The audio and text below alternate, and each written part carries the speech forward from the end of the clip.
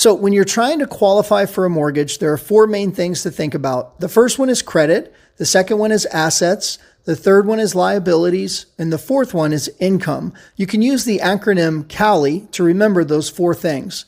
When it comes to credit, anything over 620 is a good score. Anything over 740 is the best score.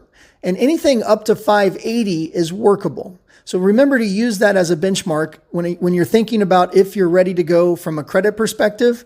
If your credit score is at least 580, there's a strong chance you are. If you're over 620, you're doing good. And if you're over 740, you're the best of the best. The second one, assets. How much money do I need to buy a house? Remember, this will vary from program to program and borrower situation to borrower situation. But generally speaking, you can buy a house for nothing out of pocket if we align you with the right mortgage program to meet your needs. Generally, for FHA loans, you have to put at least 3.5% down. For conventional, if you're a first-time home buyer, you can put as little as 3% down.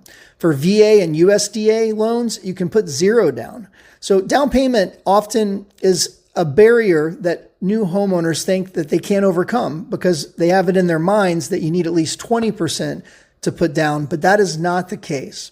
The third thing is liabilities. So how are your debts? Are they high, low, or somewhere in the middle? Are you managing your debts correctly so that your credit score is getting the maximum boost? These are important questions to unpack, and part of what we'll do for you when the time is right is unpack those questions. And then last but not least is income. How much income do I need to qualify?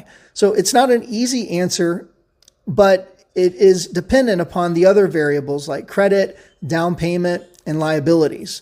The more you have in debt, the more income you'll need to qualify, for example. So income is important. The easiest income to qualify when you're trying to get a mortgage is a salary W-2. The hardest is probably self-employment, but anything in between can work. You just need professional guidance from someone like me to glue it all together.